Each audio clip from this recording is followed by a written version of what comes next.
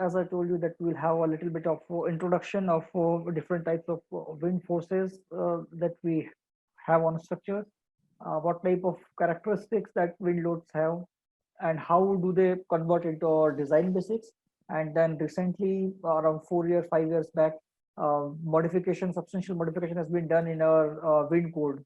That is IS 875 Part 3. So we will discuss little bit about that and final conclusion part of the presentation. Anything we start analyzing, putting numbers to it and discussing it, first thing as an engineer that comes to in mind is quantify it. Just the qualitative things like small, big are not good enough. We want to have solid numbers behind it. So different scales come up during development, and one of such a scale which is widely used to characterize or define the wind load is Beaufort scale.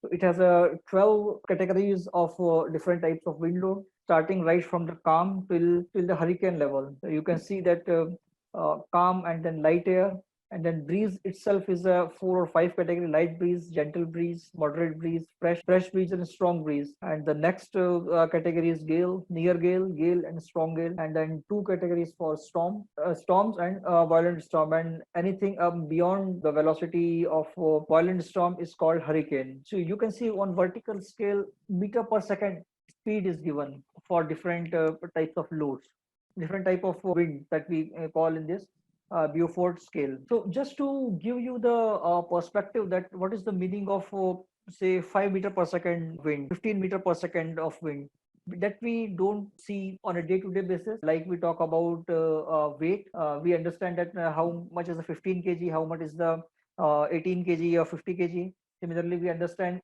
the speed of vehicle.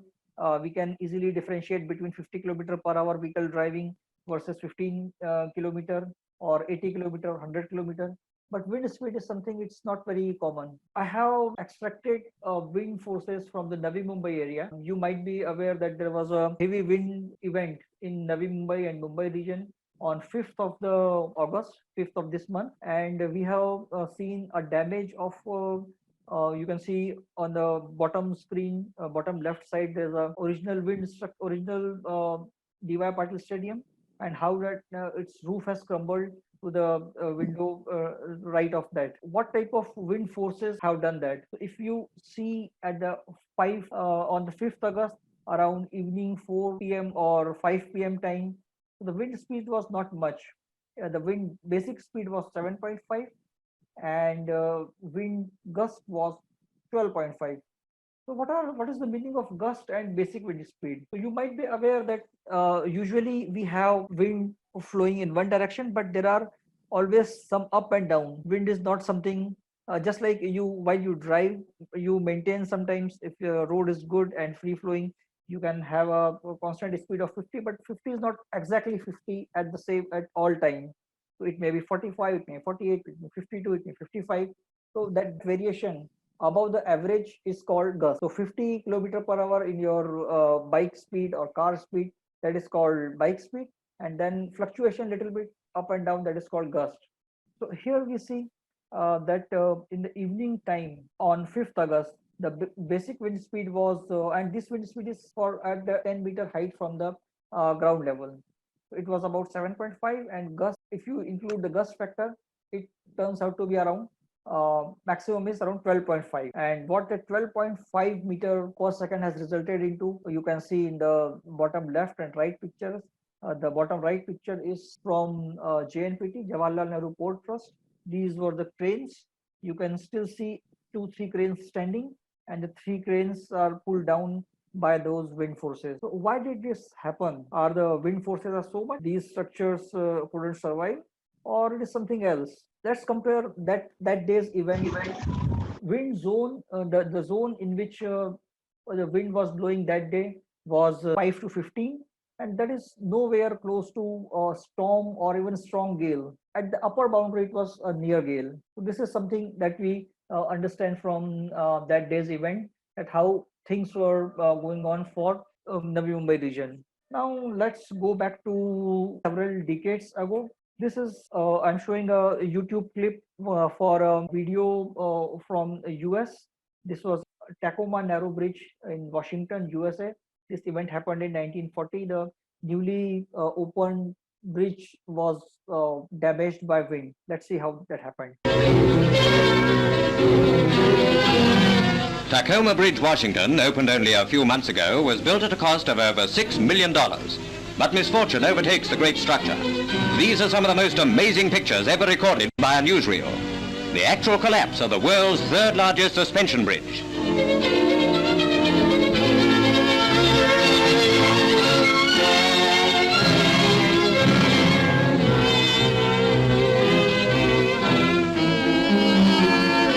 Only at 35-mile-an-hour wind is blowing, but this apparently sets up a rhythmic swinging of the bridge, which increases with each swing.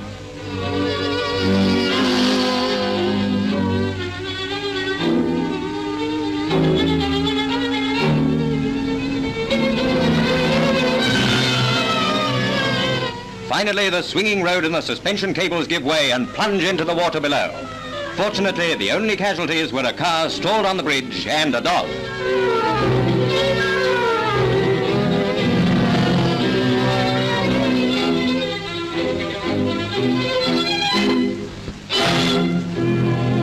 So you have seen how this event turned out to be a catastrophe and lost millions of dollars during that time, which of course will be billions of dollars by now.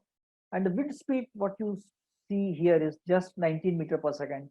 Let's go back for a moment and check whether this value lies at 19 meter per second. Here, somewhere here, 19 meter per second is just a gale. It's not even strong gale or storm. Forget about hurricane or anything. So why did this happen? Engineers have done analysis in ANSYS, and let's see how this fares, what causes the bridge to vibrate with such a high amplitude of swinging and then final collapse.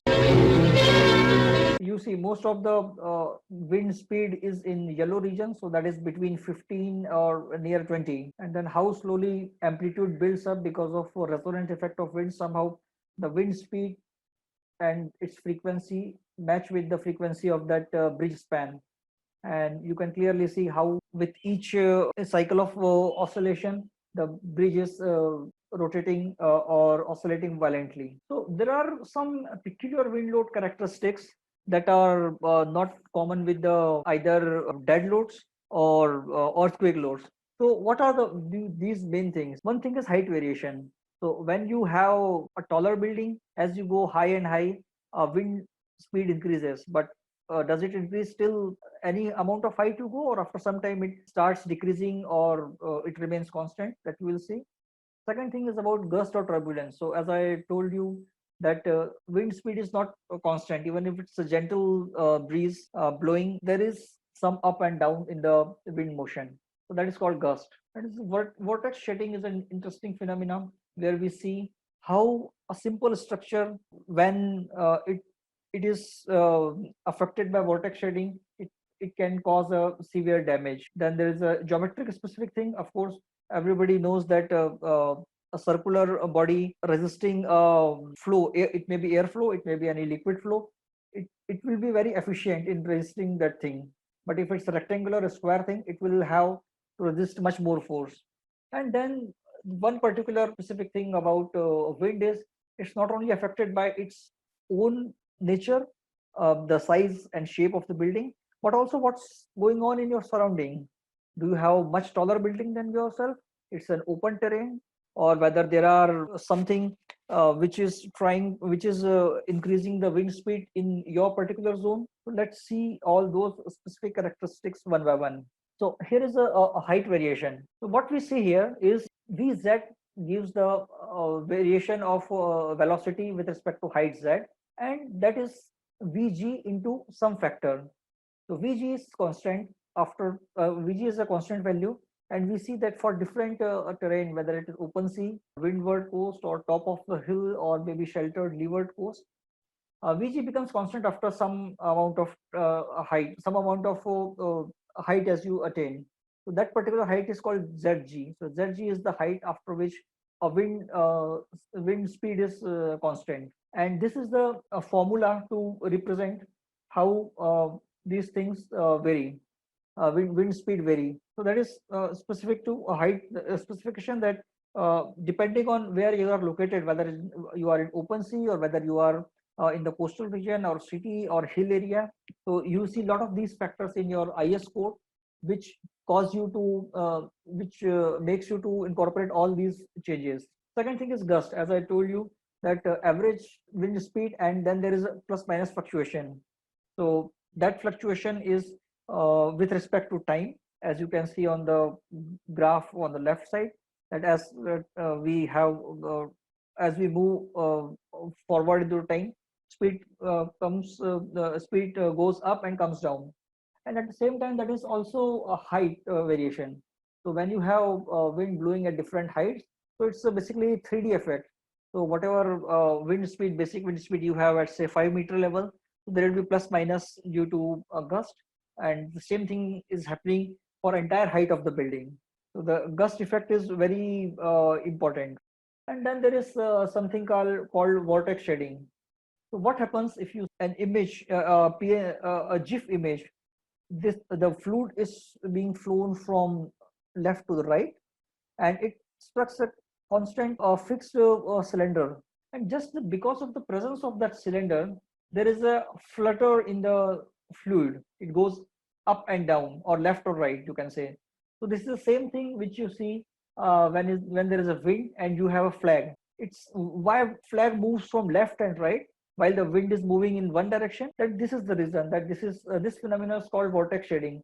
And what this phenomena does is, you can see that there are alternate plus and minus pressure zones behind. So if this structure is strong enough, it can sustain that. It will not go left or right based on the movement of air. But if some structure is behind this vortex shading zone, which is constantly having zones of high pressure and low pressure, so it will start slowly fluctuating in the direction which is perpendicular to the fluid, which perpendicular to the fluid, or in this case fluid is air. So this is very peculiar phenomena with the wind, that not only the wind affects the structure in its own direction, but structure can fluctuate in perpendicular to the wind forces as well. And this is called cross wind force, across wind force. So there are some interesting animation. You can go to the YouTube and search. So this is on the bottom left. There are two simulations were done, and these are all CFD analysis, computational fluid dynamic analysis, that show us that if the cylinder is smooth, so this is something called like a chimney that you see on the left side or on the right side. So if has this been chimney smooth from top to the bottom, then it will create pressure zones of plus and minus, plus and minus. And how much is the intensity? So this force is this is plus 300 to minus 300, and in the and this is in the perpendicular direction to the wind, and along the wind this is minus 60 to plus 60. So that is the impact of a smooth body. This is a smooth cylinder. What people have, engineers have found, that if we break this flow of air, like you have seen in the picture on the right, that on the top they have put some spirals on top of this smooth chimney. So this breaks the continuity of wind. The wind forces are no more oscillatory, as you see on the simulation of the right side, where it's perfectly, you can say it's almost like a pendulum going from plus to minus in both x direction and y direction. But here one thing is, it is haphazard. And then if you look at the intensity, it is just minus 30 to plus 30, while for the smooth chimney it was plus 300 to minus 300, and for the along wind component is minus 8 to plus 8, while for the smooth chimney it was minus 60 to plus 60. Just by putting this helical obstruction in the path of wind, you can reduce the amount of force by as much as 10 times. So this is something very important that differentiates wind forces from other types of forces. All the structures that have a different kind of geometry, either in plane, either in plan or in elevation, we have very complex to very easy things. And you can see some of the tallest buildings of the world. And x-axis is gives the year, and y-axis gives the height of the building that were built during that time. And I have just superimposed the tallest statue of the world that have nothing to do with the time scale. So ignore time scale for the statue, but time scale is there only for the buildings. So you can see we are reaching almost close to 1 kilometer in the vertical direction with Burj Khalifa in 2010. How tall that building is, 1 kilometer, and compare that with the tallest statue, which is around 250 meters, Sardar Patel statue in Gujarat. So this gives us the idea that we are not only making taller structure, but they are more and more complex. So if we look at some of the structures geometry, then Burj Khalifa is a different shape totally. Then is from, say, this is Taipei 101, and this is totally different from something spiral kind of thing of this building, which was built in 2015. The building in 2011, this appears to be almost circular in its shape, while the building in 2008 that was constructed, that gives opening at the top. This is a smart design to give opening in the top so that forces on the top was reduced. And similar design was adopted in 2002's tallest building of that year. So you can see the building's structure, shape in plan and elevation both, whether they are circular, square, rectangular, or irregular, they make a lot of difference in case of wind, while it is not same for the gravity loads or earthquake loads. And apart from the structures plant dimension, you can also see while you do the calculation that openings make a lot of difference. So if you understand, if you have done calculations for earthquake loading, then it is same in plus and minus. So if you apply earthquake loads in plus x direction, you can just multiply it by -1 and your load is from minus x direction. But wind is not so easy. If you have larger opening from the plus x direction, but a solid wall on the opposite direction, then the loads will change. Calculations will change. It's not as easy as that. Okay, let's go to something more interesting about neighboring structures. How a city's landscape, changing landscape, it may affect the wind forces on a building. So on the left hand side, there is a computational fluid dynamics result that I have taken from simscale.com. You can go and check. There are similar other things, similar other studies are available. So this is some plan of some particular area, and wind is blowing from left to right, as can be seen in the arrows. And we see how a building which is background are either having higher effect, higher wind, or lower wind, depending on where they lie. So if for example, if some building is built in this particular zone which is red, or this particular zone which is red, it will face higher wind forces. But if the building is within this particular zone which is blue zone, then that might have a lower wind force than the actual wind speed blowing at that particular point of time. And you might be aware that this kind of studies are actually done in a full 3D scale model. IS code, what it says, that you have to take wind forces from 4 directions, plus x, minus x, plus y, minus y. But if the building is really complex and city is really large with tall buildings, smaller building, different terrain, then engineers actually construct a 3D model, right? You see in right hand side, which I have taken from Shims Corporation's website. So they are a big wind tunnel designer, wind tunnel analyzer in Japan. So here you can see how tall buildings, small buildings, all are put together on one platform. And if you notice that that particular green platform is circular. So what they do, not only they put this thing and wind is blowing from farther side, and check the put the strain gauge or the different type of sensors on the buildings you are interested in. They do from all the direction. You can rotate it by the angle you want, maybe 15-degree interval, maybe 30-degree interval, maybe 90-degree interval, depending on your importance of the building and the accuracy with which you want to predict the wind load on the building. That thing is done. So this platform is actually rotated by it can be rotated by as small as few degrees to at least 4 directions: 90 degree, 0, 90, 270, and 180 and 270. At least these four directions are mandatory in code. So here you see that how complex are the things for wind. It's not as straightforward as a dead load or maybe earthquake load. So what are the type of structures where winds play important role? Almost all type of structures. You can't say that, okay, this building is not important enough to be designed for wind forces. We have high-rise building now, and as you see that with the height, the effect of wind grows very high.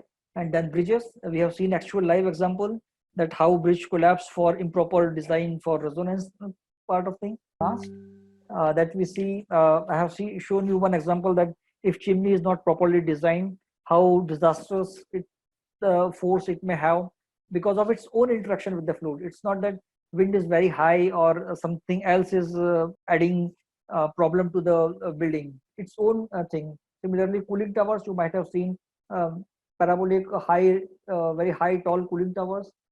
They are the things. And distribution towers, we have distribution towers for transferring the electricity from cities to cities. Then offshore structure is one of the important thing.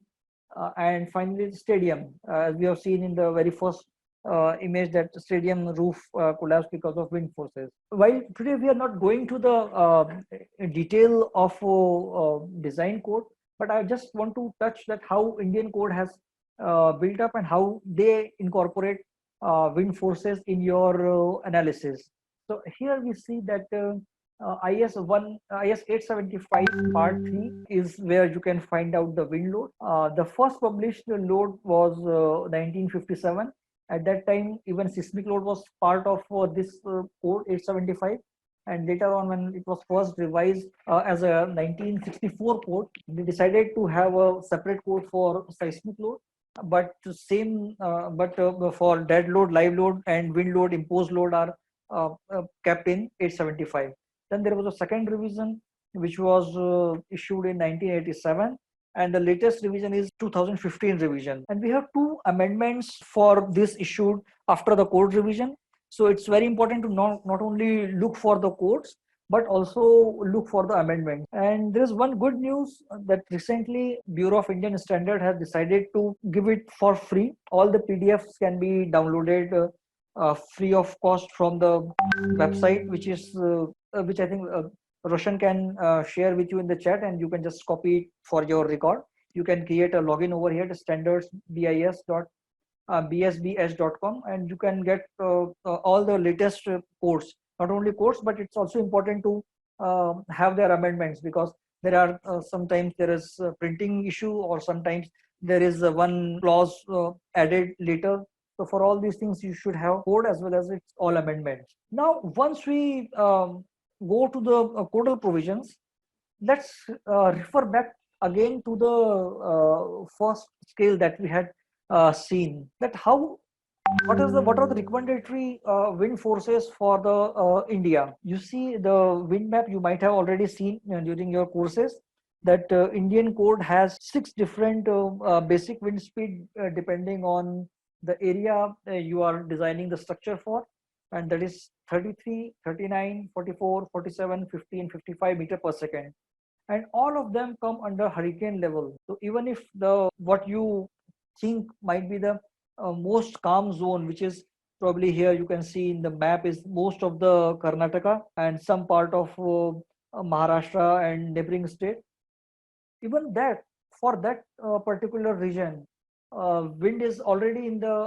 hurricane category or starting with the hurricane category. So any kind of structure you design should not at all fail because of the wind speed that we are seeing in Mumbai right now.